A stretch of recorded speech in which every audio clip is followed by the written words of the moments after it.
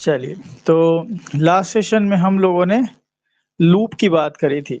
ठीक है, loop control flow statement क्या होता है बेसिकली, कि कंट्रोल फ्लो को एक ही जगह पे बार बार बार बार एक लूप में, एक एक लूप मतलब सोचते हैं जो गोल सा होता है जिसमें कंट्रोल फ्लो गोल गोल घूमता रह जाए। तो कंट्रोल को एक ही जगह आप गोल गोल कई बार घुमा सकते हैं। उससे क्या बेनिफिट होगा कि अगर कोई लाइन ऑफ कोड आपने लिखा है तो उस कंट्रोल के थ्रू, उस लूप कंट्रोल के थ्रू वो लाइन ऑफ कोड भी मल्टीपल टाइम्स रन हो जाएगा, जिससे आपको कम कोड लिखना पड़ेगा।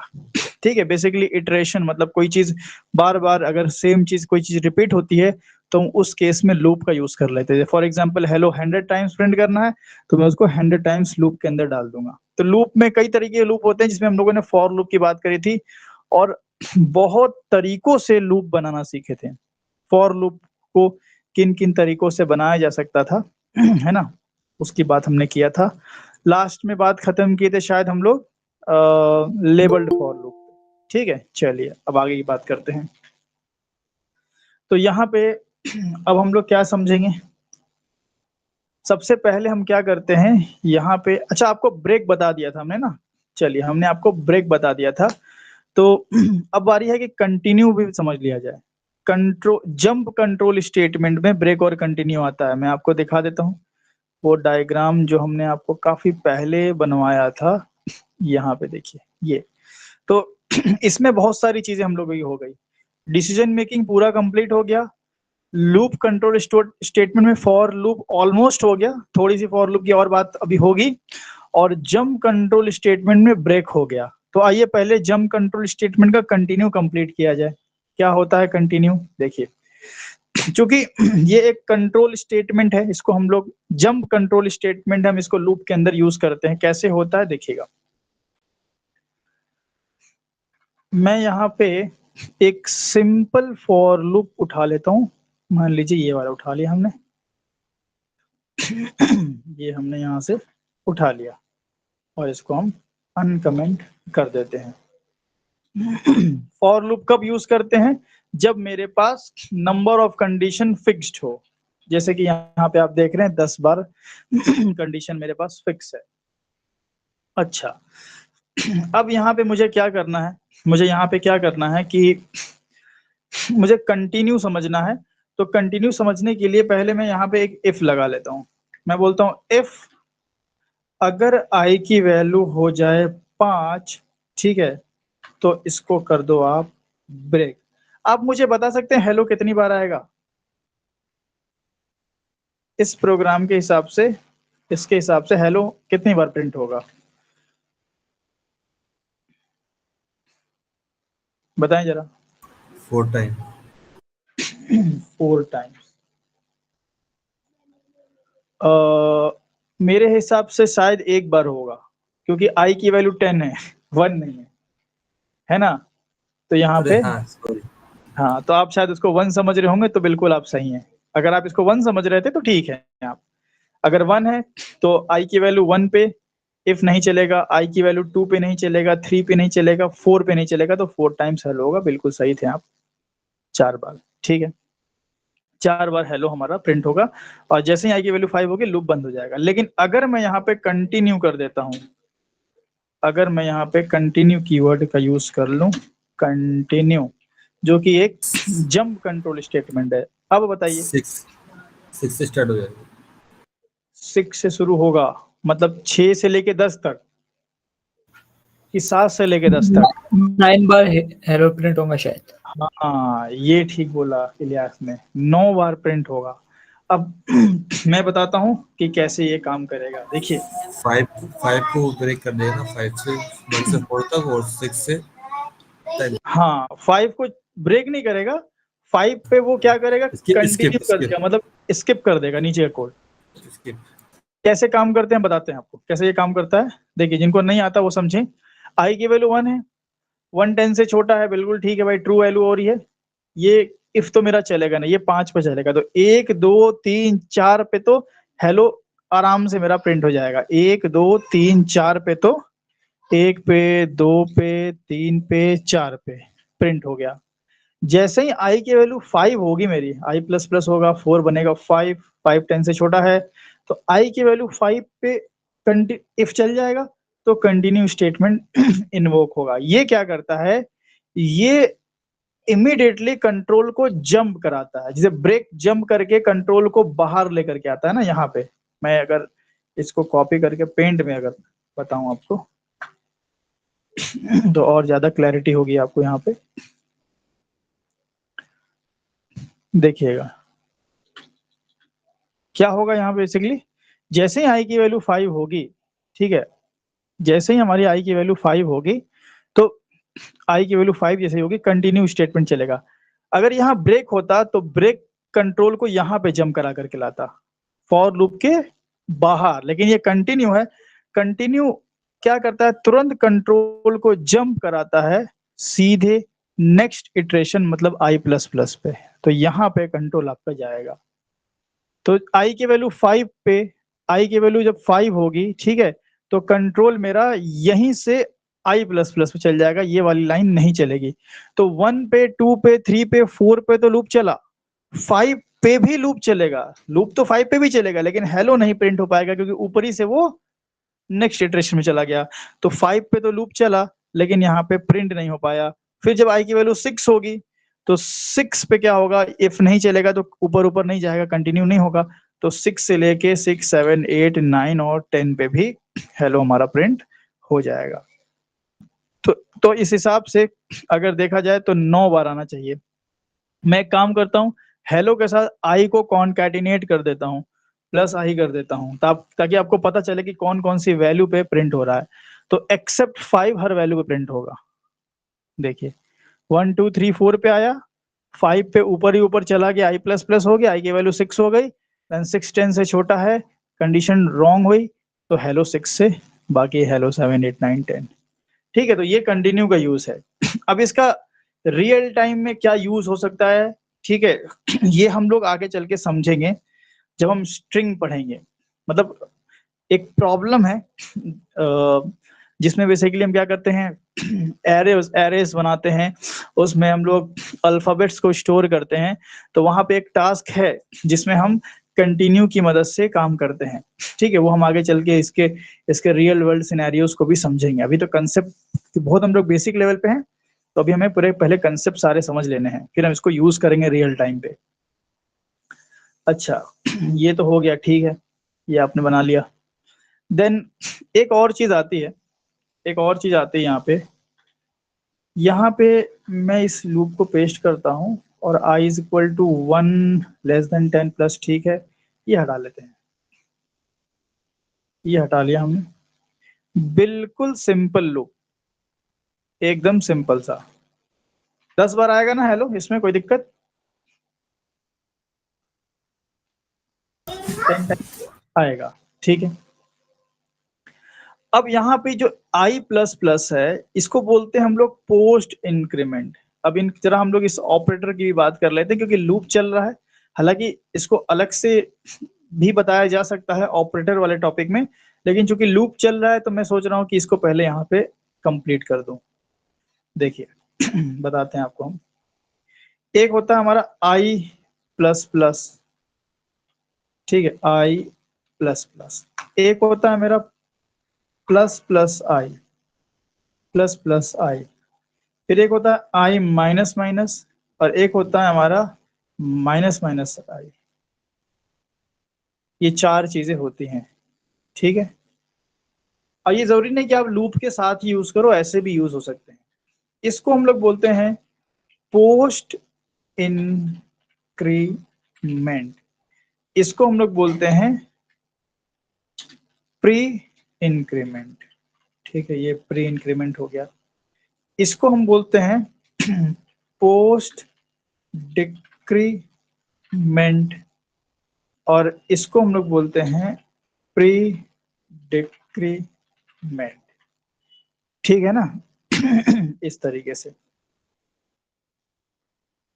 अब ये किस तरीके से काम करते हैं, क्या किस तरीके से इनको हम समझें, ठीक है, मतलब ये इंटरनली वर्क कैसे करते हैं ये आपको समझना है, क्योंकि कई बार इंटरव्यू में क्वेश्चन पूछ दिया जाता है। बहुत बार आई प्लस प्लस और प्लस प्लस आई से क्वेश्चन पूछा है इंटरव्यू में, तो इसकी बात हम लोग करेंगे अभी। ठीक है, 1 2, ये तीसरा, ये चौथा।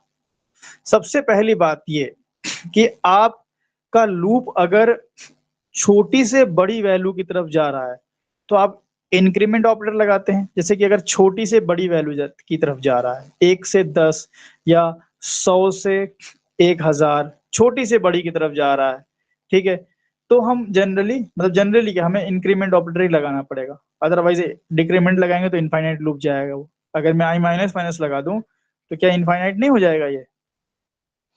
क्योंकि आई की वैल्यू 100 है, 100 1000 से छोटा है, हेलो प्रिंट होगा। 100 का क्या हो जाएगा 99, 99 अगेन 1000 से छोटा है, फिर हो जाएगा 98। तो जो वैल्यू घटती जा रही है तो हमेशा ही 1000 से छोटी होगी, तो इनफाइनाइट लूप हो जाएगा। तो इससे बचने के लिए हम इंक्रीमेंट ऑपरेटर लगाते हैं। तो छोटी से बड़ी वैल्यू की तरफ हम इंक्रीमेंट ऑपरेटर लगाते हैं। एक रूल याद रखिएगा, अगर आप छोटी से बड़ी वैल्यू है, ठीक है, छोटी से बड़ी वैल्यू है 1 से 10 है, तो आप इंक्रीमेंट ऑपरेटर में चाहे पोस्ट इंक्रीमेंट लगाओ चाहे प्री इंक्रीमेंट लगाओ, आपके आउटपुट में कोई फर्क नहीं पड़ेगा। आप ये देख लो, अभी कैसे आया था, 1 से 10 आया था ना, अभी भी वही आएगा।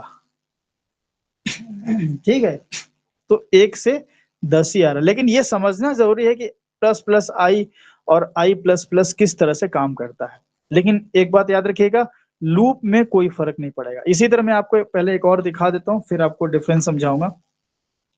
छोटी से बड़ी वैल्यू की तरफ जाएंगे, 10 कर दिया, सॉरी बड़ी से छोटी की तरफ जाएंगे तो हम आई माइनस माइनस करते हैं। क्या कितनी बार हेलो आएगा बताएं जरा?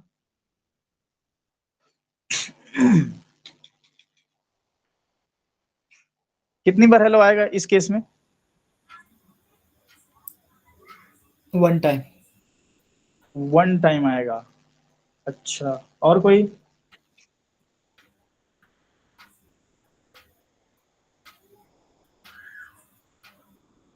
बताइए भैया, सिंपल फॉर लूप है एकदम। 1 times, 2 time, 3 time, 4 times, how many number of times, यही बताना बस आपको।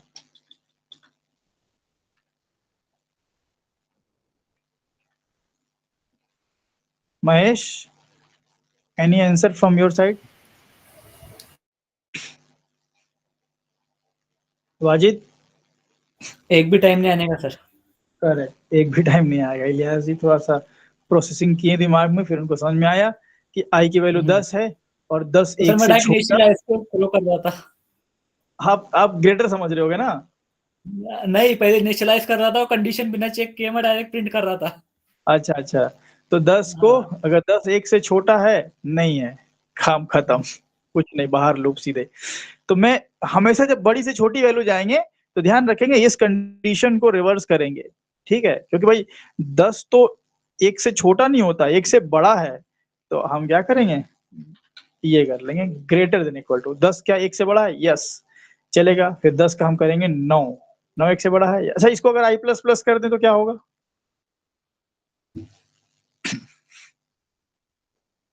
Now what will happen here? Infinite loop में आ जाएगा। इनफाइनाइट। 10 को बढ़ाते जाओगे आप तो हमेशा ही 1 से बड़ा होगा। सो आई होप आप समझ गए होंगे अब। तो 10 को 1 से बड़ा है, ठीक है भाई, सब कुछ ठीक है यहाँ पे। अब यहाँ पे अगर प्रिंट करोगे तो 10 से लेके 1 तक आएगा मसला। अच्छा, ये वाला पहले कमेंट कर देते हैं और प्रिंट करते हैं। तो 10 से लेके 1 तक आएगा, बिल्कुल अच्छी बात है, कोई दिक्कत नहीं है। अब यहाँ भी वही रूल है कि आप चाहे पोस्ट डिक्रीमेंट यूज करो चाहे प्री डिक्रीमेंट यूज करो, लूप के आउटपुट में कोई फर्क नहीं आता है। आप ये भी कर लेंगे तो सेम 10 से लेके 1 तक ही आएगा। ठीक है, तो कल को अगर ऐसा कोई पूछ दे तो पहले तो आप आउटपुट प्रेडिक्ट करने के लिए क्वेश्चन आए तो बेझिझक आप इसको नॉर्मल इंक्रीमेंट ही समझे, इंक्रीमेंट ही हो रहा है एक्चुअली ये। अब आइए इन दोनों में डिफरेंस समझते हैं। डिफरेंस समझने के लिए हम बिना लूप के देखेंगे तभी समझ में आएगा, लूप से हमें डिफरेंस समझ में आएगा नहीं। तो इसके लिए पहले मैं एक वेरिएबल लेता हूं, int a is equal to 10। ये ले लिया हमने, सिस आउट किया a को, तो जाहिर सी बात है 10 आएगा, आप जानते हो। अब मैंने क्या किया, सिस आउट किया यहाँ पे a प्लस प्लस, ठीक है, a प्लस प्लस। अब बताता हूं मैं क्या होता है। पोस्ट इंक्रीमेंट का मतलब होता है कि जो आपकी वैल्यू है, जो आपकी वैल्यू है वो पहले प्रिंट होगी, देन देन इनिशियलाइज होगी, देन इनिशियलाइज। तो यहाँ पे क्या होगा, देखिए, प्रिंट देन इनिशियलाइज, या मैं बोलूंगा कि देन इनिशियलाइज ना बोल के, इनिशियलाइज नहीं हुआ, सॉरी, यहाँ तो अपडेट होगी ना वैल्यू, क्योंकि 10 तो पहले से इनिशियलाइज है। प्रिंट या री इनिशियलाइज भी बोल सकते हैं हम, प्रिंट देन इंक्रीमेंट बोलते हैं, ये ज्यादा बेहतर लगेगा। प्रिंट देन इंक्रीमेंट मतलब कि पोस्ट इंक्रीमेंट, जैसे होता है ना पोस्ट पे, आपने सुना होगा प्रीपेड पोस्ट पेड, सिम्स होती थी पहले या अभी भी होती होंगी, प्रीपेड और पोस्ट पेड। पोस्ट पेड में क्या होता है कि भाई बातचीत पूरा कर लो देन बाद में पेमेंट होगा, ठीक है। और प्रीपेड में पहले पेमेंट देन आपको एक सर्टेन टाइम तक वैलिडिटी दी जाती है। तो यहाँ पे क्या है, पोस्ट इंक्रीमेंट मतलब, पोस्ट मतलब नाम से जो है इंक्रीमेंट बाद में होगा, तो पहले वो वैल्यू प्रिंट हो जाएगी। इस हिसाब से अगर ये मेरा पोस्ट इंक्रीमेंट है तो पहले प्रिंट होगा कि पहले इंक्रीमेंट होगा, सोचिए आप। पहले प्रिंट होगा। पहले प्रिंट हो जाएगा। तो आप अगर इसको प्रिंट करेंगे तो ए पहले वाले में तो 10 आएगा ही, वो तो स्वाभाविक सी बात है भाई, 10 आएगा। दूसरे में भी 10 ही आएगा। बहुत लोग यहाँ पे 11 पे टिक करके आ जाएंगे, अगर मल्टीपल चॉइस क्वेश्चन आएगा तो 11 पे कर देंगे। अब 11 नहीं होगा, पहले प्रिंट देन इंक्रीमेंट। ये यहाँ पे देखिए 10 का 10 ही आया, इसीलिए इसको बोलते हैं कि पोस्ट इंक्रीमेंट हो रहा है ये, ठीक है। पहले वैल्यू यूज की गई एंड देन इंक्रीमेंट की गई, ठीक है। तो अगर इस चीज को लूप में जरा सा हम समझे, तो जब मेरी वैल्यू, ये देखिए यहाँ पे ये वाले, या फिर मैं ऐसा करता हूं, इसको चेंज कर लेता हूं, इसको ये कॉपी कर लेता हूं एक बार, या ये वाला कॉपी कर लेते हैं। ये कॉपी किया हमने और यहीं पेस्ट कर दिया और यहाँ पे i++ लिख दिया। लूप में जरा समझो इसको। अब हुआ क्या, आई की वैल्यू 1 थी, ठीक है, आई की वैल्यू 1 थी, हेलो 1 प्रिंट हुआ क्योंकि 1 10 से छोटा था, और 1 मेरा यहाँ पे पोस्ट इंक्रीमेंट हो रहा है। पोस्ट इंक्रीमेंट मतलब पहले वैल्यू यूज होगी, तो क्या आपने इस वैल्यू को यूज किया है, प्रिंट किया है कुछ? हाँ भाई, प्रिंट तो कुछ नहीं किया है। तो आप जब यहां से यहां पे आएंगे तो यहां आने से पहले तक क्या वो वैल्यू इंक्रीमेंट हो चुकी होगी? Yes sir. हो चुकी होगी भाई, पोस्ट इंक्रीमेंट है, हो चुकी होगी। अच्छा, इस केस में देखो, ये वाले में आई की वैल्यू 1 है, 1 10 से छोटा है, हेलो 1 प्रिंट हो गया।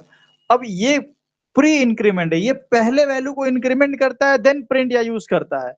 तो पहले इंक्रीमेंट हो गई तो 1 का हो गया 2, और यूज वगैरह कुछ तो हमने यहाँ पे किया नहीं है, ये 2 हो गई। तो यहाँ आने से पहले क्या ये वैल्यू इंक्रीमेंट हुई? यहाँ आने से पहले Yes. हो गई। तो चाहे आप पोस्ट यूज करो चाहे प्री यूज करो, यहाँ आने से पहले तो वैल्यू इंक्रीमेंट हो ही जाएगी। इस यहाँ आने से पहले भी वैल्यू इंक्रीमेंट हो चुकी है, और इस केस में यहाँ आने से पहले भी ये वैल्यू इंक्रीमेंट हो चुकी है, तो कोई फर्क नहीं पड़ता। बट यहाँ पे इस केस में फर्क पड़ेगा, बिकॉज यू आर प्रिंटिंग, आप यहाँ पे प्रिंट कर रहे हो।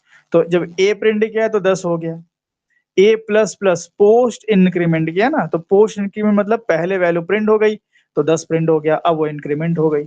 अच्छा, अब मैं अगर सिस आउट करूं ++a, तो बताएं क्या आउटपुट आएगा?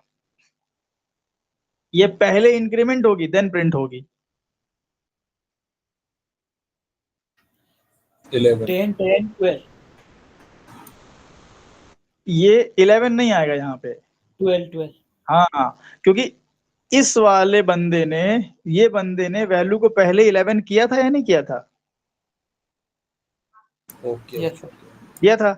इसने क्या किया था, प्रिंट किया था 10, एंड देन अगली लाइन पे जाने से पहले इसने 10 को इंक्रीमेंट करके 11 कर दिया था, ऑलरेडी 11 हो चुकी थी। अब इसने क्या किया, पहले इंक्रीमेंट किया, तो पहले इसने क्या किया, 11 को 12 किया और देन प्रिंट किया, तो प्रिंट में क्या प्रिंट हो गया, 12। तो आउटपुट क्या आएगा, 10 10 और 12। ये देखिए यहाँ पे, ठीक है ना। अगर मैं इन दोनों के बीच में एक बार अगर ए को प्रिंट करा दूं तो आपको यहाँ 11 भी दिख जाएगा, क्योंकि इसने जो 11 किया होगा वो यहाँ दिख जाएगा, ये देखिए, है ना, ये वाले से। तो इस तरीके से हम इंक्रीमेंट ऑपरेटर को समझते हैं। अच्छा, अगर मैं आप बताइए जरा कि ठीक है, इसके बाद मैं सिस आउट ए करूं तो क्या आएगा यहाँ ए में?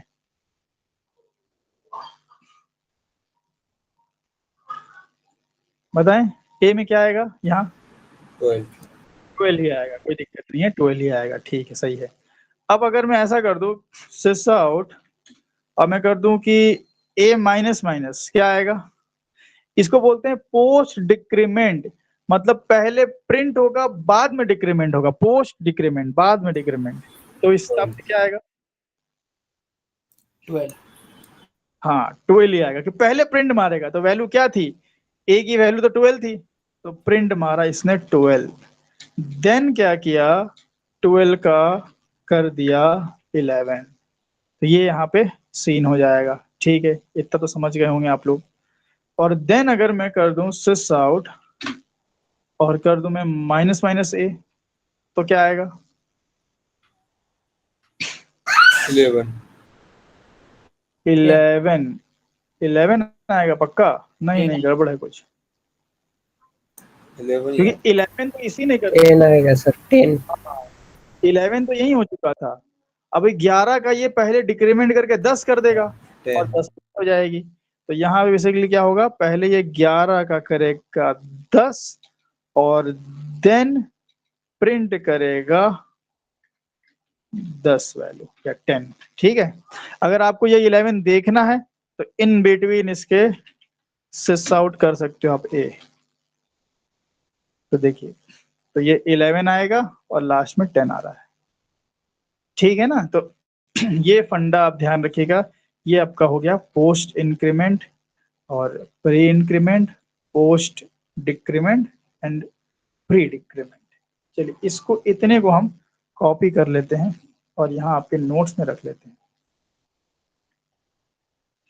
ये इसको काफी बड़ा हो गया ये, तो मैं थोड़ा सा छोटा कर लेता हूँ, क्योंकि चीजें आप समझ गए हैं तो ये सब हटा लेते हैं।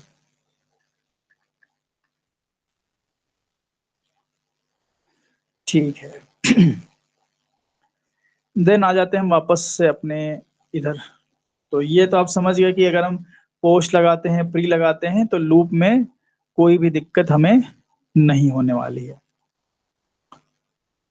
चलिए, अब हम क्या करते हैं यहाँ पे, बाकी तो हर तरह का फॉर लूप हमने आपको बता दिया। नेस्टेड बताया था ना, नेस्टेड बताया था, तो नेस्टेड भी आपका हो गया है। ठीक है, तो कोई दिक्कत नहीं है, हर तरह से जितनी तरीके से लूप बन सकता था फॉर लूप हमने आपको सारा बता दिया। अब मूव करते हैं हम लोग वाइल लूप पे। चलिए, यहाँ हम हेडिंग डाल लेते हैं वाइल लूप। वाइल लूप हम कब यूज करते हैं? when we don't know the condition, कि भाई किस कंडीशन पे हमें रुकना, अगर हमें ये पता ना हो, उस केस में हम वाइल लूप का जनरली यूज करते हैं। ठीक है, जैसे कि फॉर एग्जांपल मान लीजिए मुझे हेलो प्रिंट करना है। ठीक है, लेकिन मुझे कितनी बार हेलो प्रिंट करना है ये मुझे नहीं पता। यूजर बोलेगा बस करो तो हमें रुक जाना है। तो उसका हमने एग्जांपल फॉर लूप से आपको बताया था कहीं पे, ये वाला। मैं इसको उठा लेता हूँ। अब देखो, ये हमने बताया था कि ये तरीका उतना प्रेफर्ड नहीं है। अब मैं आपको इसी को अनकमेंट करता हूँ और बताता हूँ। देखिए क्या करेंगे हम यहाँ पे ये पूरा अपर हटा देते हैं, लोअर हटा देते हैं, ये सब हटा देते हैं हम। ठीक है, और यहाँ से ये हटा दिया। चलिए, इसको नीचे छोड़ देते हैं, अभी हम उसको यूज कर लेंगे। तो मैं क्या करूंगा, मैं सबसे पहले एक वाइल लूप बनाऊंगा। वाइल का सिंटेक्स क्या होता है पहले इसकी बात कर ले। तो वाइल लूप इस तरह से बनता है, आप लिखेंगे वाइल। वाइल क्या है, एक कीवर्ड है जावा में, इसीलिए आप वाइल नाम का कोई वेरिएबल नहीं बना सकते है ना, कीवर्ड के नाम का वेरिएबल नहीं बनता। ठीक है, अब वाइल के बीच में आप यहाँ पे कंडीशन दे सकते हैं। ठीक है, अब ये कंडीशन ऐसी हो सकती है कि मतलब कोई बूलियन टाइप की भी कंडीशन हो सकती है, तो कंडीशन जनरली बुलियन टाइप की होती है। मतलब कहने का मतलब ये है कि आप यहाँ पे मतलब ऐसा बोल सकते हैं कि जब तक ये काम हो रहा है करते रहो। अब ये एरे जब आप पढ़ोगे ना तो और इसको अच्छे से आप समझ पाओगे, या जब डेटाबेस वगैरह पढ़ोगे तो और चीजें और आपको क्लियर होंगी। मतलब एक एग्जांपल के तौर पे हम बताते हैं आपको, एक एग्जांपल के तौर पर बताएंगे, बात थोड़ी सी आपको क्लियर जरूर होगी। पहले हम इसको उठा लेते हैं, यहाँ से हम इतना उठा लेते हैं पहले। ये हम क्या बताए थे इसमें हम, अच्छा कंटिन्यू का सीन बताए थे ना। चलिए यहीं ऊपर डाल देते हैं यहाँ पे। देखिए बहुत ध्यान समझिएगा बात को, क्योंकि मैं बहुत आगे की चीज बताने वाला हूँ, लेकिन कोई कंसेप्ट नहीं बताऊंगा, सिर्फ आपको एज्यूम करना है, ठीक है। समझिएगा बात को। मान लीजिए आपके पास एक डेटाबेस है, ठीक है, डेटाबेस, ठीक है। अब ये जो चीज मैं आपको बता रहा हूँ, मैं इसका कोड अभी तो आपको नहीं लिखवा सकता, क्योंकि अभी ये डेटाबेस कनेक्टिविटी तो ये तो एडवांस जावा में हमने सेट किया हुआ है अपने सिलेबस के हिसाब से, तो हम उसको एडवांस में ही पढ़ पाएंगे। लेकिन आप रिलेट करने की, समझने की कोशिश करना कि मैं क्या बोल रहा हूँ। ये एक डेटाबेस है, ठीक है। डेटाबेस एक ऐसी जगह होती है, अगर आपको डेटाबेस भी नहीं पता तो मैं बता दूं कि एक ऐसी जगह होती है जहां पे रोज कॉलम्स में डेटा स्टोर किए जाते हैं। एक्सेल देखा है आपने ना, एक्सेल, एक्सेल नहीं होता एक्चुअली, मतलब एक्सेल जैसा समझ सकते हो, नॉट एक्सेल जैसा भी नहीं होता, लेकिन समझ लो रो कॉलम में ऐसे डेटा होते हैं। आप लोगों ने पढ़ा है डेटाबेस, आरडीबीएमएस वगैरह, माइस्क्यूएल, ओरेकल कुछ? MySQL पढ़ा यस हूँ। अगर थोड़ा बहुत ही जानकारी होगी तो रिलेट कर पाएंगे, और नहीं होगी तो फिर आप समझ लीजिए कि भाई आपने बचपन में इस तरीके से अपने कॉपी में इंडेक्स जो शुरू में टेबल होता है वो बनाया ही होगा, वही समझ लो डेटाबेस, ठीक है। अब इस तरह से आपके डेटाबेस में बहुत सारा डेटा है, कितने नंबर ऑफ रोज हैं ये हमें एक्चुअल में मान लो नहीं पता, ठीक है। जनरली पता होता भी नहीं है, वो तो रियल टाइम पे चेंज होता है। अब सोचिए, अभी बज रहा है 9:40, 9:40 पे फेसबुक के डेटाबेस में जितने यूजर होंगे, क्या 9:41 पे उतने ही होंगे? नहीं सर। कंफर्म नहीं हो सकते हैं उतने ही हो, और हो सकते हैं कि 1 लाख यूजर बढ़ गए, 10,000 बढ़ गए, हमें नहीं पता कितने बढ़ गए। 9:41 का नहीं पता हमें, 9:42 का नहीं पता हमें। मतलब कि अगर फेसबुक के डेटाबेस से डेटा रीड किया जाएगा तो तो क्या हम ये बता सकते हैं कि भाई इतना से इतना डेटा है? क्या नंबर ऑफ डेटा हमें पता रहेगा? जब तक नहीं। हम कोड लिख रहे होंगे ना, तब तक ही 1,000 लोग लॉगिन मार दिए, साइन अप कर दिए, सॉरी लॉगिन नहीं, साइन अप। जब तक हम कोड लिख रहे हैं उतने ही दौरान 1,000 लोग साइन अप करके अकाउंट बना लिए, नंबर ऑफ यूजर बढ़ गए। तो यहाँ पे देखिए, यहाँ पे पहला रो मान लीजिए 1 से शुरू हो रहा है, फिर 2, 3, 4 और डॉट डॉट डॉट, ये वैल्यू कहां तक जाएगी मुझे नहीं पता। तो इस केस में अगर मुझे इस डेटा को निकाल करके फॉर लूप के थ्रू अगर प्रिंट करना हो तो मैं फॉर लूप लगाऊंगा, int i is equal to 1 तो मैं बड़े अच्छे से शुरू कर दूंगा, लेकिन मैं जाऊंगा कहां तक? क्या फिक्स है कंडीशन? नहीं सर। नहीं है। तो यहाँ पे फॉर लूप हम यूज नहीं करेंगे, हालांकि जुगाड़ पानी करें तो कर भी सकते हैं, लेकिन वो सही अप्रोच नहीं होगा। वाइल लूप क्या करेगा, वाइल लूप में हम सिर्फ एक ही कंडीशन देते हैं यहाँ पे, और यहाँ पे हम क्या बोल देते हैं कि जब डेटा हमें मिलता है ना, डेटा जब हमें मिलेगा तो हम बोल देंगे जब तक मिल रहा है तब तक चलते रहो, इफ प्रेजेंट, इफ प्रेजेंट। अब ये इफ प्रेजेंट कैसे लिखा जाता है, ये यहाँ बेसिकली एक रिजल्ट सेट का नाम का ऑब्जेक्ट होता है जो सब इंटरनली यूज होता है, वो अभी मैं लिखूंगा भी तो आपको समझ में नहीं आएगा। ऐसा समझ लीजिए कि वाइल लूप को हम बोल देते हैं बस कि जब तक डेटा तुम्हारे पास प्रेजेंट मिलता रहे चलते रहो। मतलब कंडीशन अननोन है, कहां से शुरू हो रही है कहां खत्म हो रही है उससे मतलब नहीं है, जब तक मुझे डेटा मिलता रह रहा है चलते रहो। तो जब भी हम लोग आगे चल के जब हम डेटाबेस से डेटा वेटा रीड करेंगे, हम वहां पे वाइल लूप का यूज करेंगे, हम फॉर लूप का यूज नहीं करेंगे। फॉर लूप का यूज क्यों नहीं करेंगे आपको समझ में आ रहा होगा, क्योंकि हमें पता ही नहीं ना नंबर ऑफ डेटा कितना है। तो वाइल लूप फिर बहुत मोस्ट सुटेबल यहाँ पे फिट बैठेगा। हम बोलेंगे कि भाई जब तक डेटा मिल रहा है चलते रहो। तो इस लूप में हम ऐसा ही करते हैं, वाइल लूप में हम जनरली ऐसा ही करते हैं। नंबर ऑफ कंडीशन फिक्स होती नहीं है तो हम इसको बोल देते हैं जब तक भाई ट्रू मिलती रहे चलते रहो, क्या दिक्कत है। जब फॉल्स हो जाएगा तो रुक जाना। तो इफ प्रेजेंट, तो डेटा मिलता रहा मिलता रहा मिलता रहा, जैसे ही मिलना बंद हुआ तो फिर लूप बंद हो जाएगा। तो कुछ इस तरीके से रियल टाइम में काम होता है। अब इस चीज को अगर आपको प्रैक्टिकली करना है तो आपको भी तो लगभग 1 महीने 1.5 महीने वेट कर, 1.5 महीने, लगभग 1-1.5 महीने में हम लोग एडवांस शुरू हो जाएगा हम लोग का।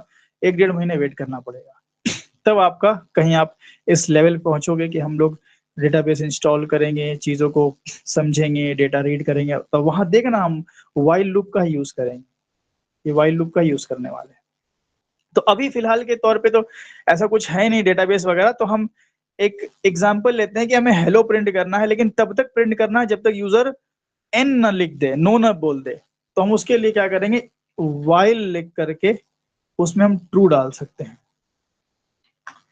ये हम लोग इस तरह से इनफाइनाइट लूप बना सकते हैं। वाइल ट्रू कर दिया हमने, वाइल ट्रू कर दिया और इसके अंदर हमने हेलो प्रिंट कर दिया। अगर अभी मैं इस प्रोग्राम को चला दूं, ठीक है, अभी आईजे की कोई नीड नहीं है यहाँ पे। अगर मैं अभी इस प्रोग्राम को चला दूं तो ये लूप कितनी बार चलेगा, सिर्फ इस लूप पे ध्यान दीजिए, बाकी कुछ नहीं। कितनी बार हेलो प्रिंट करेगा, इनफाइनाइट टाइम्स। Yes sir. क्योंकि ये ट्रू है, ऑलवेज ट्रू लूप हो गया भाई, हमेशा ही चलेगा ना ये, तो इसको रोकना पड़ेगा। तो हम एक बार हेलो प्रिंट होगा, हम बोलेंगे क्या तुम और प्रिंट करना चाहते हो, do you want to print again, Y yes या नो, मतलब 1 या 2 प्रेस करो, ठीक है। अगर 1 प्रेस करोगे तो यस और 2 प्रेस करोगे तो नो हो जाएगा, ठीक है भाई। तो अब उससे हम चॉइस ले लिए, ये लो चॉइस ले लिया हमने। तो बंदे ने चॉइस लिया, अगर बंदे ने 2 प्रेस कर दिया तो हम इस लूप को ब्रेक कर देंगे, खत्म काम, ठीक है। बाकी यहाँ से हम हटा देते हैं। तो अब ब्रेक अपर अपर की नीड नहीं है, सीधे ब्रेक मार देंगे। तो इस तरह से देखिए हमारा, अब यही काम हमने पहले भी किया था।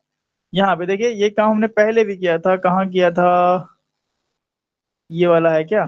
हाँ देखिए ये क्या बेकार नहीं लग रहा ये सिंटेक्स, आप खुद ही देख लो। मैं इसको यहाँ से कॉपी कर लेता हूँ और इसी के नीचे यहाँ पे लिख देता हूँ।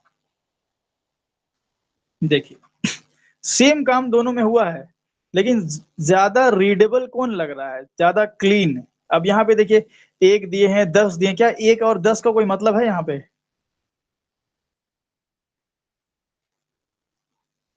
नहीं 1 सर। और 10 का कोई मतलब है। अगर मैं 1 और यहाँ पे 2 कर लूं तो क्या ये लूप वैसे ही काम नहीं करेगा, समझ रहे हैं। यस। क्योंकि भाई यहाँ पे हमने इंक्रीमेंट नहीं किया था, तो 1 तो 2 से हमेशा ही छोटा रहेगा, 1 कभी बढ़ेगा ही नहीं। तो जब आपको इस तरह की कंडीशन करनी है जहां पे आपको पता ही नहीं है कि भाई कहाँ तक चलना है और आपको इनफाइनाइट जाना है कि इनफाइनाइट नहीं जाना, मतलब इनफाइनाइट तो बेसिकली जाओगे नहीं, कहीं ना कहीं बीच में रोकोगे ही। तो उस केस में आप ये तरीका यूज ना कर सकते हो, पहले हमने बोला कर सकते पर करेंगे नहीं, उसके लिए अप्रोप्रिएट ये तरीका है। ये देखो बिल्कुल क्लीन भी दिख रहा है भाई, वाइल ट्रू है, परफेक्टली दिख रहा है हमें। और इस तरह हमने काम, कोई हम यहाँ पे आई वगैरह का लफड़ा भी नहीं है, कोई वेरिएबल नहीं, कोई कंडीशन नहीं तो कोई वेरिएबल नहीं, सिंपल काम, ठीक है। चलिए मैं अभी इस वाले को रन करके दिखाता हूँ। तो यहाँ पे हेलो आया, 1 प्रेस करते रहेंगे हेलो प्रिंट होता रहेगा, तो 1 जैसे 2 प्रेस कर दिया बंद, ठीक है ना। तो कुछ इस तरीके से काम होता है। आप 2 पे कुछ मैसेज भी दे सकते हैं, आउट स्टॉप स्टॉप, ऐसे दे सकते हैं आप। तो 1 करते रहें तो प्रिंट होता रहा और 2 किया स्टॉप, ठीक है ना। तो इस तरीके से वाइल लूप, बाकी वाइल लूप में आप कंडीशन भी दे सकते हैं, ऐसा नहीं है। अब ऐसा नहीं कि हमेशा वाइल ट्रू ही बनाएंगे, आप कंडीशन भी दे सकते हैं, कोई हर्ज नहीं है, ठीक है। वो कैसे होगा, मान लीजिए फॉर एग्जांपल इसको हम कमेंट कर लेते हैं और हम ऐसा भी कर सकते हैं, मान लीजिए ऐसा सीन हो आपके पास कि एक इंट k = 10 है, ठीक है, तो आप कंडीशन वाइज भी दे सकते हैं, while k लेस देन 20, ठीक है। और यहाँ पे सिस आउट कर लिया हमने हेलो, और यहाँ पे अच्छा आपके हिसाब से ये लूप कितनी बार चलेगा?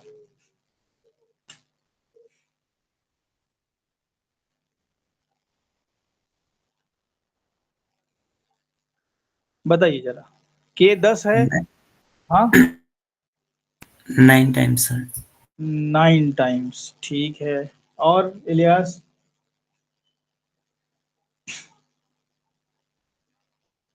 इनफाइनाइट टाइम चलेगा सर। इनफाइनाइट चलेगा, क्योंकि हमने के को बढ़ाया ही नहीं। ये 10 है, 10 20 से छोटा है, ठीक है, तो हेलो प्रिंट हुआ। फिर दोबारा कंट्रोल जाएगा, फिर 10 20 से छोटा है, फिर हेलो, फिर 10 20 से छोटा है, तो 10 तो हमेशा ही 20 से छोटा है, रोक देते हैं इसको। तो ऐसे केस में क्या करना पड़ेगा, आपको इंक्रीमेंट करना पड़ेगा, के प्लस प्लस करना पड़ेगा। क्या ये फॉर लूप ही नहीं बन गया यार? इवेंचुअली हमने फॉर लूप वाला ही काम किया ना, खाली वाइल की जगह फॉर लिखा है, फॉर की जगह वाइल लिखा है, बाकी कंडीशन भी वही ले रहे हो, इंक्रीमेंट भी कर रहे हो, इनिशियलाइज भी कर रहे हो, इंक्रीमेंट भी कर रहे हो, कंडीशन भी दे रहे हो। तो क्या इस केस के लिए ज्यादा सुइटेबल फॉर लूप नहीं था? भाई बोले, यस सर। और लूप Yes, ज्यादा sir. सुइटेबल लिए, लेकिन वाइल से भी कर सकते हैं, तो हमने आपको दिखा दिया। वाइल से जनरली हम इस तरह के काम करते हैं, या फिर जो हमने डेटाबेस वाला बोला इस तरह काम करते हैं, ठीक है। और भी आगे चल के जब चीजें पढ़ोगे, जावा 8 वगैरह पढ़ोगे, ठीक है, जब कलेक्शंस वगैरह बेसिकली पढ़ोगे, तो वहां पे हम कई बार ऐसा करते हैं कि हम चेक करते हैं वैल्यू अगर प्रेजेंट जब तक है तब तक चलाते रहो। तो वाइल लूप मतलब तब यूज करना चाहिए जब आपको कंडीशन वंडीशन का आता पता नहीं, कंडीशन पता ही है सारी, तो कंडीशन पता है तो इनिशियलाइज भी करना पड़ेगा, कंडीशन देनी भी पड़ेगी, फिर कंडीशन को इंक्रीमेंट भी करना होगा। जब यही करना है तो फॉर लूप यूज कर लो। लेकिन फिर भी हमने आपको बता दिया ऐसा पॉसिबल है। तो अगर मैं के प्लस प्लस कर लेता हूं, तो यहाँ पे अब 10 से लेके 19 तक चलेगा, क्योंकि लेस देन इक्वल टू नहीं है, तो इस बार हमें 9 बार हेलो आएगा। तो देख काउंट कर लेते हैं, 1 2 3 4, 4 हो गया, और बाकी नीचे 3 3 6, 10 बार क्यों आया यार? 10 से लेके 19 10 होता है क्या? हाँ यार, 10 से लेके 19 10 होता है ना, समझ रहे हैं?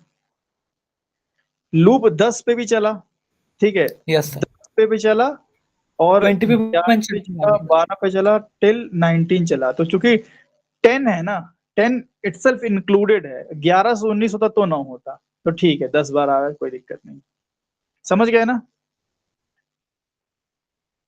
के की वैल्यू Yes. 10 है, इसलिए 10 इंक्लूडेड है।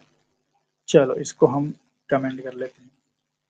अब वाइल लूप समझ गए आप, सिंपल था, इसमें तो कुछ खास था नहीं। When you don't know the condition, basically ये आप ध्यान रखना। और ये इस तरह से हमारा यहाँ पे ये बॉडी होती है। अच्छा, इसमें अगर मैं ऐसा कर दूं, कॉपी कर लेता हूँ, पेस्ट कर लिया और अनकमेंट कर लिया, और यहाँ पे अच्छा देखिए, यहाँ पे एक चीज है कि आप ये ब्रैकेट अगर मान लीजिए हटाना चाहते हैं, इस तरह से आपको करना पड़ेगा, और अगेन ये इनफाइनाइट लूप बन गया, राइट? अगेन ये इनफाइनाइट लूप बन गया, देखिए। और अगर मैं यहाँ पे सिस आउट करता हूँ हाई, तो क्या हाई लूप के अंदर होगा? नहीं। नहीं होगा। हाई आउटसाइड, देखिए हाई नहीं आ रहा, सिर्फ हेलो हेलो हेलो आ रहा है। अब हेलो में फंस गए हमेशा, हम इनफाइनाइट लूप में फंस गए, तो क्योंकि हमने इंक्रीमेंट नहीं किया। तो अगर इंक्रीमेंट मान लो करते हैं, सपोज दैट हम इंक्रीमेंट करते हैं, तो क्या इनफाइनाइट रुकेगा? नहीं सर। नहीं रुकेगा, क्योंकि ये इंक्रीमेंट लूप के अंदर नहीं हुआ, लूप इटसेल्फ इतना ही है। वही सेम रूल, अगर आप करली ब्रैकेट नहीं लगाते हैं तो first statement after loop will be considered inside, so these are outside the loop. तो इस हिसाब से अगर आपको इसको रोकना है तो आपको करली ब्रैकेट लगाना ही पड़ेगा, कुछ इस तरीके से। और अब हम रन करेंगे, तो हेलो जितनी बार आना था 10 से, मतलब 10 बार हेलो एंड देन हाई। ठीक है, तो ये ध्यान रखिएगा, ऐसा नहीं है कि वो जो रूल था फर्स्ट स्टेटमेंट वाला, अगर करली ब्रैकेट ना हो तो व्हाइल लूप में भी ऐसा काम करता है। चलिए इसको हम कॉपी करके कमेंट कर लेते हैं।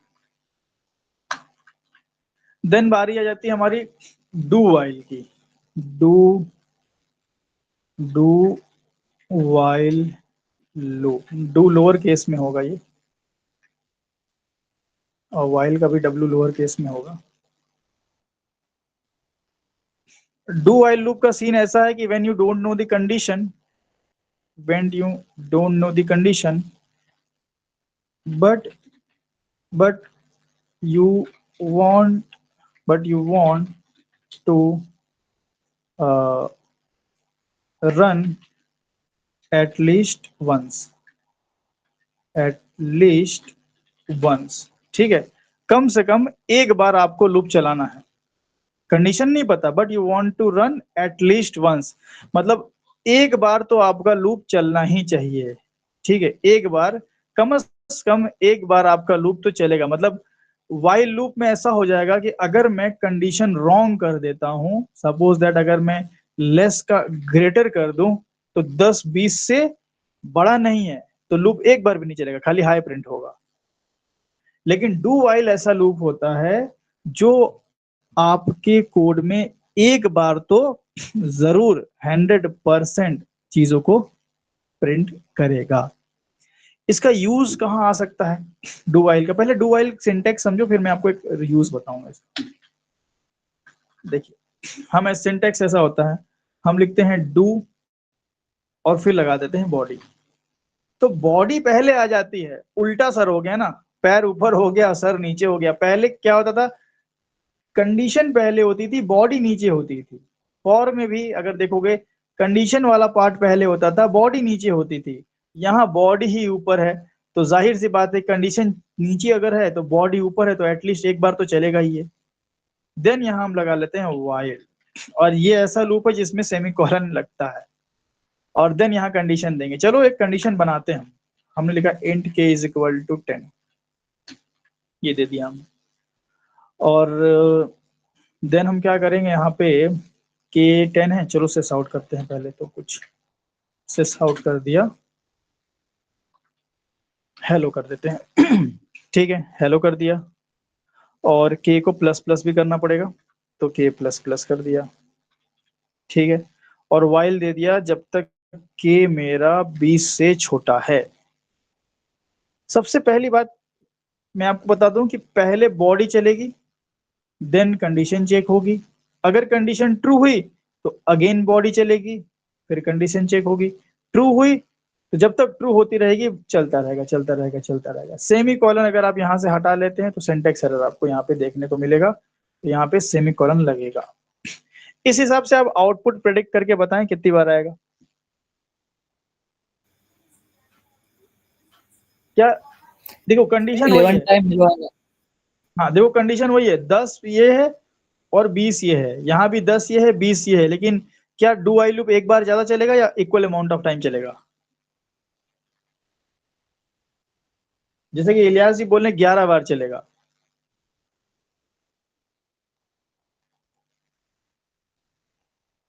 राहुल कितनी बार आउटपुट आएगा? हेलो, 10 बार की 11 बार कि 9 बार? 11 बार सर। 11 बार। इलियास आपका क्या आंसर था? 11 ही था? Yes sir. अच्छा, अब आपसे मैं एक सवाल पूछूंगा, आप अपना आंसर बदल सकते हो शायद। ये बताओ जब फर्स्ट टाइम ये कंडीशन चेक होगी तो k की वैल्यू कितनी रही होगी? 10। 11 पक्का? सॉरी 11 हाँ सर, 11 रहेंगे। 11 सर। बॉडी चल चुकी है ना, बॉडी हाँ रन हो चुकी है, मतलब हेलो भी हो चुका है और k 11 भी हो चुका है। अब मामला 11 से 19 तक चलेगा, तो 11 से 19 मतलब कितनी बार हो गया? 9 बार। हाँ सर 9 बार राइट। तो 9 बार ये कंडीशन चेक करके प्रिंट करेगा, एक बार अपने मर्जी से कर देगा, तो स्टिल 10 बार ही होगा ना। चलिए Yes, रन करते हैं, तो यहाँ पे देखिए 5 ऊपर और 5 नीचे। तो ये बात ध्यान रखिएगा, अगर सेम कंडीशन है तो व्हाइल लूप और do while loop equal amount of time चलते हैं, इक्वल नंबर ऑफ टाइम, है ना, इक्वल नंबर ऑफ टाइम चलेंगे। ऐसा नहीं कि व्हाइल एक ज्यादा चलेगा, इसलिए हमें प्रिटेंड होता है एक ज्यादा, क्योंकि ये पहले चल जाता है। ठीक है, एक पहले चल रहा है तो ये कंडीशन भी तो लॉस्ट कर रहा है अपनी। 10 को इसने 11 भी तो बना दिया, अब चेकिंग 11 से हो रही ना कि 10 से, और यहाँ पे चेकिंग 10 से ही होती थी, तो यहाँ पे चेकिंग 10 से 19 होती थी, तो 10 से 19 तक मिलता था 10 बार। और यहाँ पे क्या हो रहा है, एक पहले चल जा रहा है और 9 बार चेकिंग होने के बाद चल रहा है, 11 से 19 9 बार। ठीक है, इतनी बात समझ में आ गई, क्लियर ना, डू व्हाइल लूप। yes. हाँ सर। अब ये यूजफुल कब हो सकता है, तो अगेन हम इसको जावा डेटाबेस कनेक्टिविटी में आपको हम बताएंगे कि कैसे आप इसको यूज कर सकते हो। बेसिकली मान लो कि आपको एक डेटाबेस है, ठीक है, प्रेजेंट जस्ट लेट करो, समझने की कोशिश करो। एक डेटाबेस से हमें डेटा रीड करना, हमने डेटा रीड किया, ठीक है, फेसबुक का डेटाबेस है, हमें भाई सारे फेसबुक के यूजर रीड करने, हमने रीड किया। अब रीड करने के बाद, ठीक है, रीड करने के बाद हमें मान लीजिए कि किसी कोई कंडीशन के बाद अगर वो कंडीशन ट्रू होती है तो हमें बाकी काम करना है। तो ऐसा काम हम ऐसा कर सकते हैं, डू लगा लेंगे, डू लगा लेंगे, और डू में यहाँ पे कुछ काम कर सकते हैं, कोई वर्क कर सकते हैं। और ये वर्क अगर हमारा सक्सेसफुली हो जाता है, वर्क सक्सेसफुली हो जाता है, तो यहाँ पे फिर हम वाइल वाला काम आगे कर सकते हैं। मतलब कोई काम मुझे ऐसा है कि जो करना ही करना 100%, कोई ऐसा काम है जो मुझे 100% करना ही करना है, एटलीस्ट एक बार वो काम होना ही चाहिए, तो वो काम करने के बाद और देन हम सारे डेटा को रीड कर सकते हैं। खैर ये अभी आपको कनेक्ट करना बहुत मुश्किल होगा, क्योंकि ये जो टॉपिक है ये इटसेल्फ जेडीबीसी में भी, मतलब टॉपिक नहीं है, जेडीबीसी में एक टेक्निक है, तो ये हम तभी बात करेंगे, चलिए अभी नहीं करते हैं। जस्ट हम आपको बता रहे हैं कि आगे चल के ये चीज हम करने वाले हैं। ठीक है, तो डू वाइल ऐसा नहीं है कि डू वाइल लूप बेकार लूप है, इसका क्या ही यूज होगा, यूज होगा, इसको रियल टाइम यूज हम जावा डेटाबेस कनेक्टिविटी में आपको बताएंगे। और अभी के लिए कंसेप्ट तो यही सबको समझना है, यही है ही है, समझना है क्या, यही है ही है कि भाई कंडीशन ट्रू हो चाहे फॉल्स, एक बार ये हमेशा चलेगा। फॉल्स करके देख लेते हैं कि ए को ग्रेटर देन इक्वल टू 20 कर लेते हैं, 10 कभी 20 से बड़ा नहीं होता, फिर भी एक बार हेलो आ ही जाएगा। ठीक है ना, इस तरीके से। अच्छा अगर मैं ऐसा कर लूं, यहां पे अगर कर लूं मैं ग्रेटर देन इक्वल टू 10, तो लूप कितनी बार चलेगा?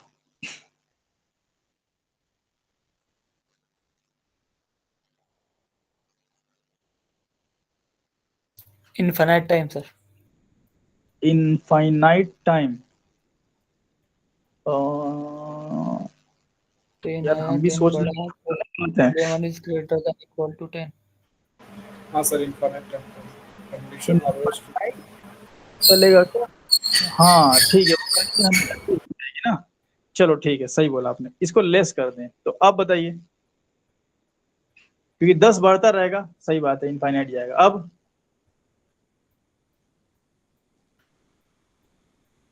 एक बार रन होके टर्मिनेट हो जाएगा। क्या राहुल? एक बार रन होके टर्मिनेट हो जाएगा तो। हाँ, अब यहाँ पे अगर इस तरह का क्वेश्चन देखो घुमाने के लिए पूछ देता है, आप यहाँ 10 देखोगे, बोलोगे अच्छा 10 तो 10 के इक्वल होता है, आप 2 बार मार दोगे। लेकिन यहाँ ध्यान रखना कि कंडीशन 10 से नहीं चेक होगी, कंडीशन कहाँ से चेक होगी, के की वैल्यू कितनी हो जाएगी? 11 हो जाएगी, तो यहाँ पे आपको एक ही बार हेलो देखने को मिलेगा। ठीक है, तो ये अब कंडीशन चाहे सही भी हो, इज इट ट्रू कंडीशन और फॉल्स कंडीशन, अगर इस सब देखा जाए तो, क्योंकि हम यहाँ से नहीं देखते हैं, जब भी व्हाइल लूप हम देखते हैं ना तो हम यहाँ से देखते हैं, ये हमारी गलती होती है। व्हाइल लूप की कंडीशन हम देखते हैं ट्रू है कि फॉल्स है, हम यहाँ से देखते हैं, ये पर्सपेक्टिव से नहीं देखना, हमेशा आपको ये पर्सपेक्टिव से देखना है। इस पर्सपेक्टिव से देखोगे तो कंडीशन फॉल्स है, इस पर्सपेक्टिव से देखोगे तो कंडीशन ट्रू है, तो हमें यहाँ से देखना है। बाकी रॉन्ग कंडीशन कर दें, अगर ग्रेटर भी कर दें तो कोई फर्क नहीं पड़ेगा। एक बार तो सॉरी, यहाँ पे ऐसा नहीं करते हम, कोई रॉन्ग कंडीशन बताओ जिसमें हमें एक ही बार चले। के 10 है तो मैं ऐसा कर लूं कि क्या k मेरा 5 से छोटा है ना? तो ये रॉन्ग कंडीशन है, तो ये रॉन्ग कंडीशन में भी एक बार चलेगा।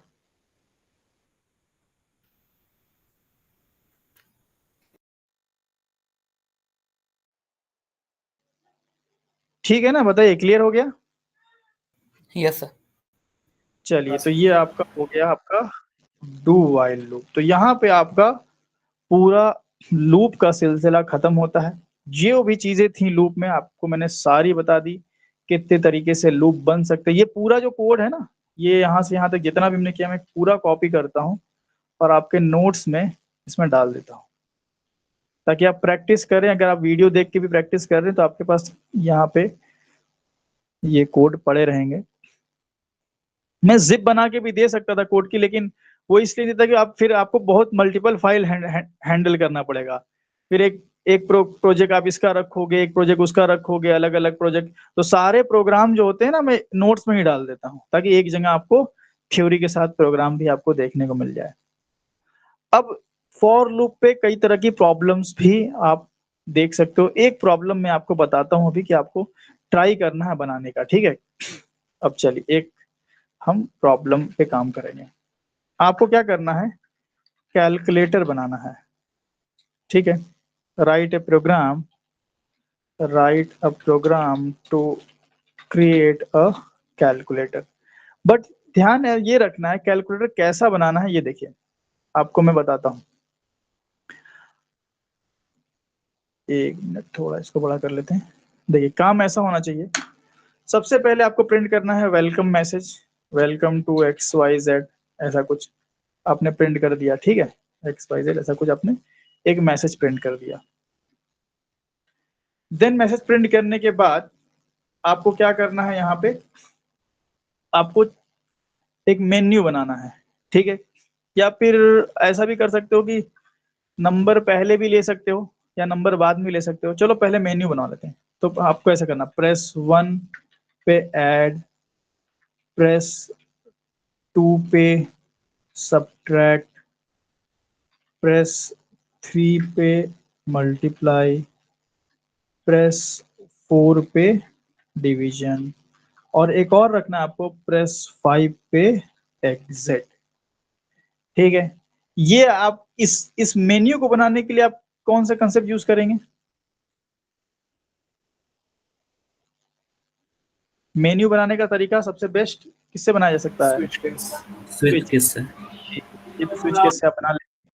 फिर आप यहाँ पे करेंगे एंटर, इस तरह से आपको करना है, एंटर योर चॉइस। चॉइस आपने मान लो ले लिया 1। जैसे ही आपने चॉइस लिया, आपको करवाना है एंटर नंबर 1, जो भी आपने डलवाया, 10 20 जो भी। फिर आपने किया एंटर नंबर 2, ठीक है?